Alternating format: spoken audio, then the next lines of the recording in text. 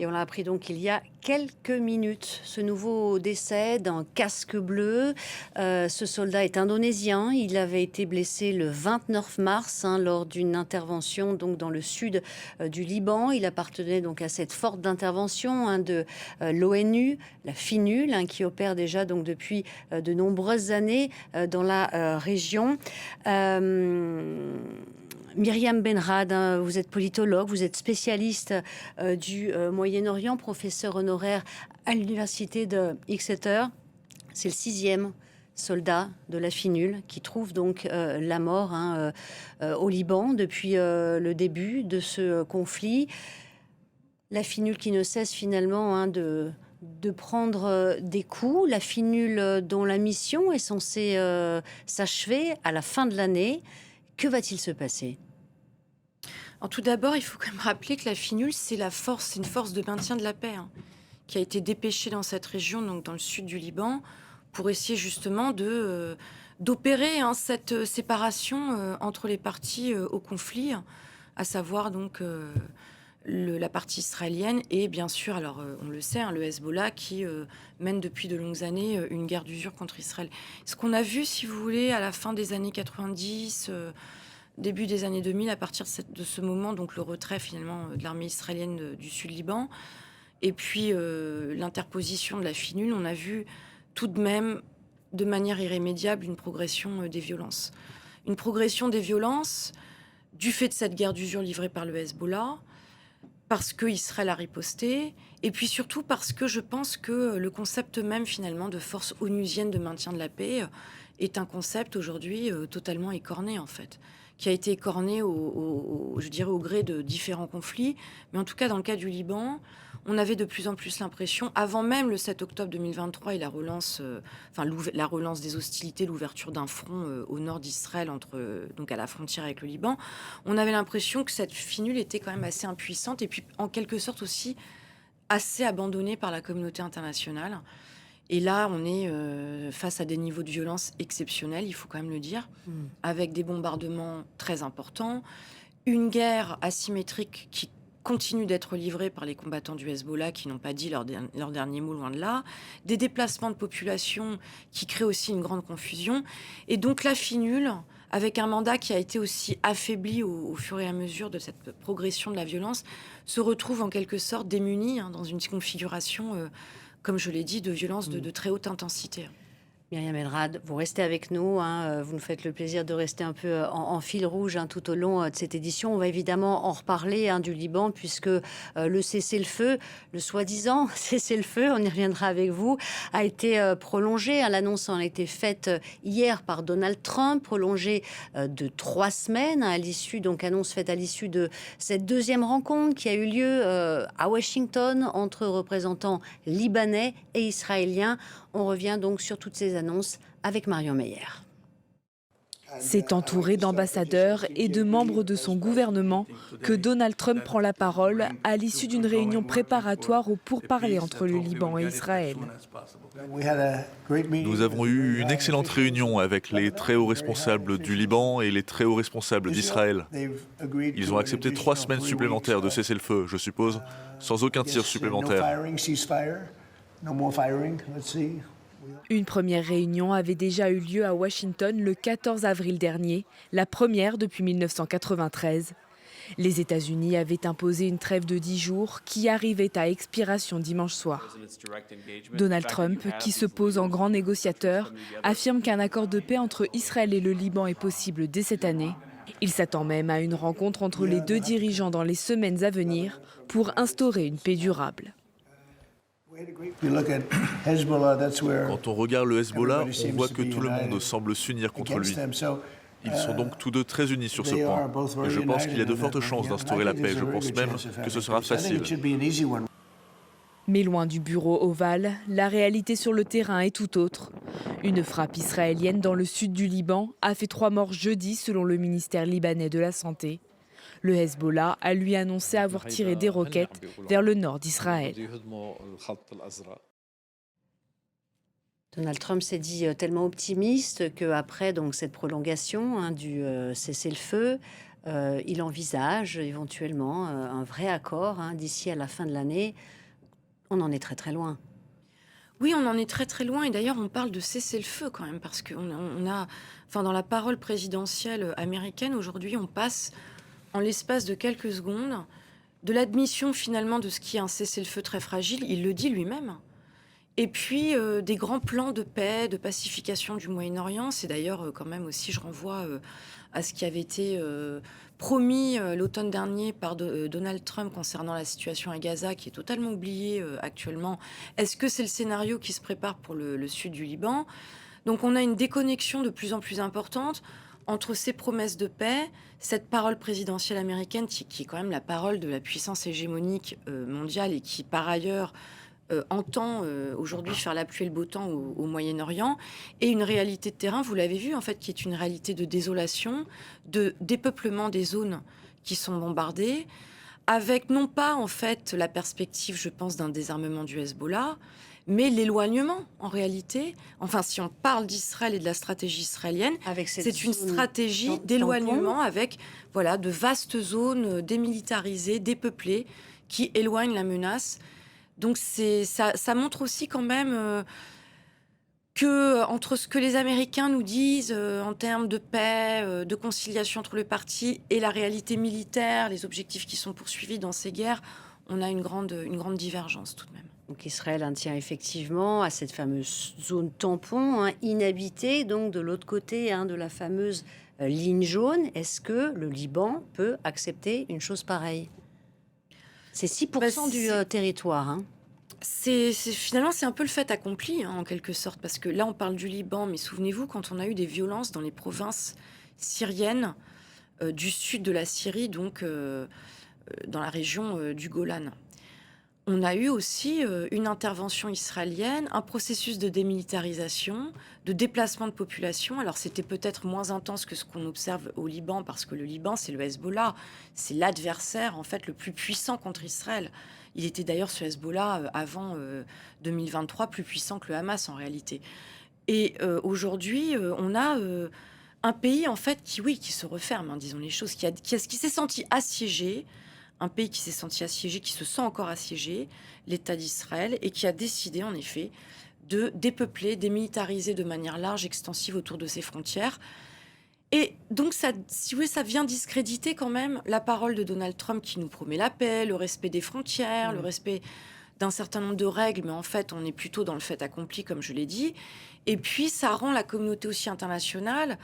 Ça dévoile l'impuissance de cette communauté internationale qui, elle, tente par tous les moyens de réaffirmer la valeur du droit international, la valeur des instances multilatérales pour essayer justement de régler ces conflits.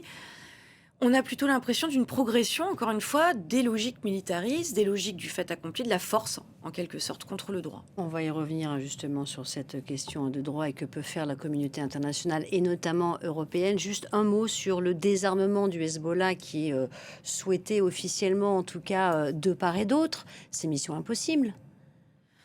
Oui, c'est mission impossible parce que le Hezbollah est un mouvement en fait très ancré dans la société libanaise qui forme une sorte d'État dans l'État, en tout cas d'État milicien parallèle à un État libanais failli en large part sur le plan politique, sur le plan économique, sur le plan de ses institutions, sur le plan de son armée, un État après la guerre civile qui ne s'est jamais véritablement relevé. C'est d'ailleurs ce qui a quand même ouvert un espace à un groupe paramilitaire non étatique comme le Hezbollah. Mais là, du côté des Américains, la chose est très claire. Enfin, du côté de Donald Trump, les enjeux sont un peu différents.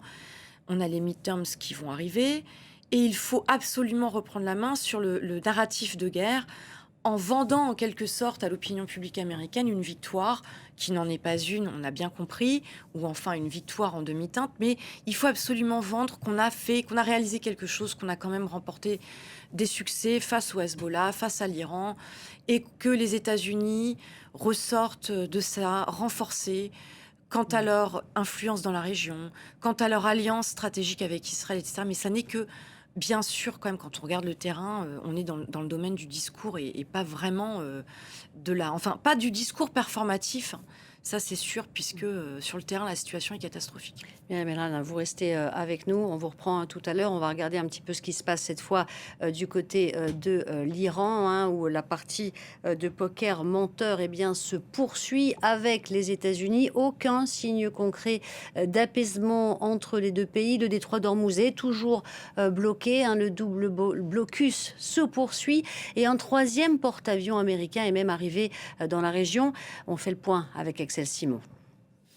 Le régime de Téhéran se dit prêt à mettre fin définitivement à la guerre, à la condition que tous ses intérêts soient préservés.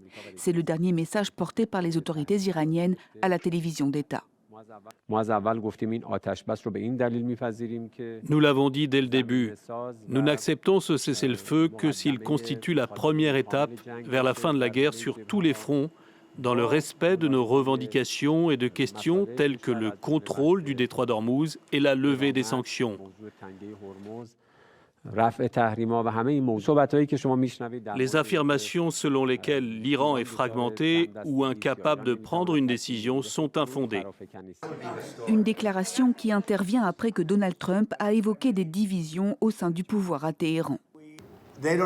Ils ne savent même pas qui dirige le pays. Ils sont en plein chaos. Alors disons qu'on leur donne l'occasion de régler certains de leurs problèmes. Le cessez-le-feu temporaire qui devait prendre fin mercredi a été prolongé de manière unilatérale par la Maison-Blanche.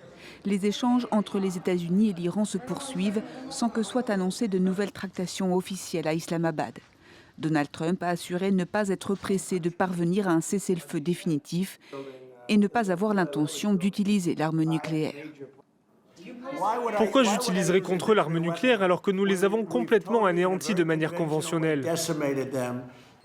Peu de temps auparavant, côté israélien, le ministre de la Défense avait indiqué que son armée se tenait prête à reprendre la guerre aux côtés des Américains.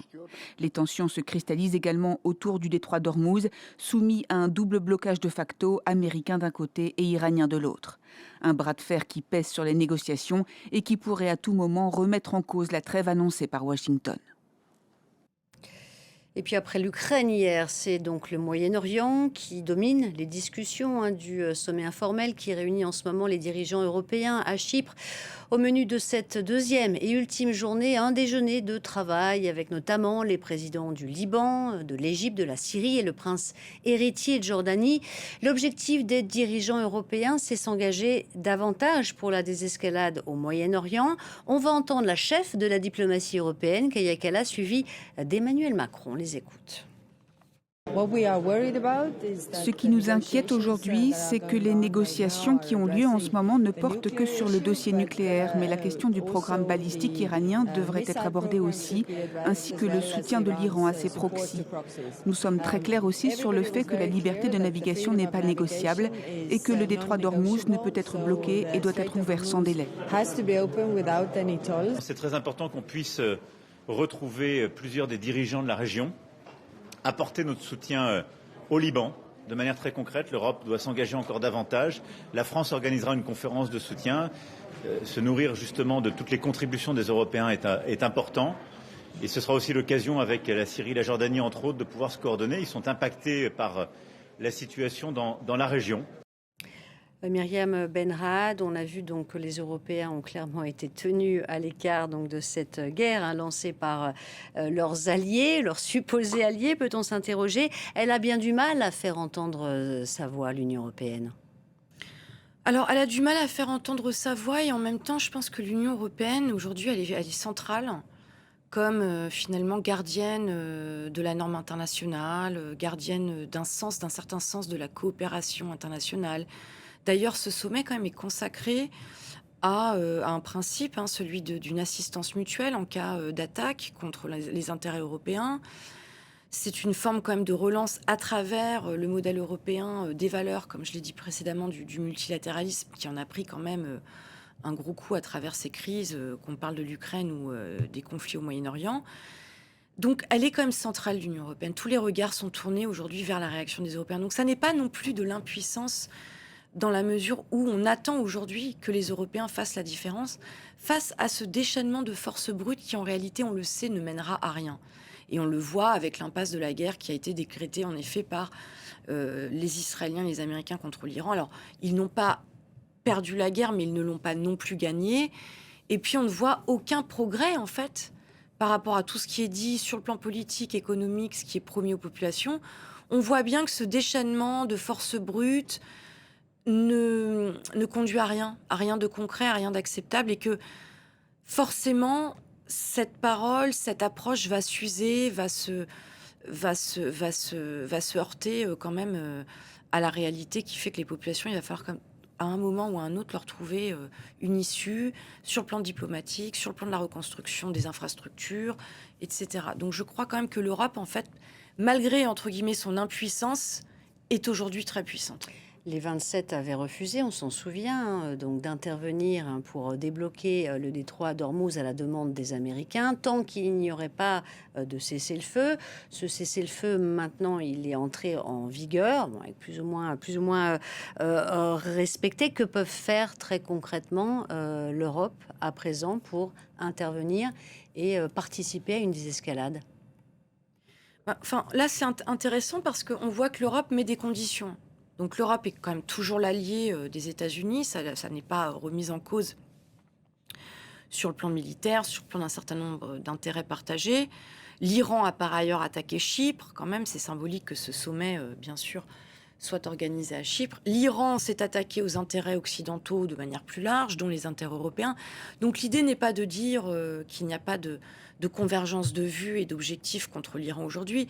L'idée, c'est de dire il y a une certaine façon de faire la guerre, surtout quand cette guerre a des répercussions mondiales qui peuvent être catastrophiques, et on le voit avec le blocage du détroit d'Ormuz. Donc c'est une manière, je dirais, de soft power, de dire sur le plan diplomatique, on veut bien vous aider, on veut bien être là et prendre nos responsabilités en termes de sécurité collective, mais on ne le fera pas selon vos termes et selon cette approche unilatéraliste qui est celle des États-Unis, en fait, depuis un certain temps, qui est clairement celle d'Israël dans la gestion d'un certain nombre de ces crises, et qui, comme je l'ai dit, n'aboutit pas à des résultats convaincants. Donc je crois que ça aussi, il y a une démarche qui est importante.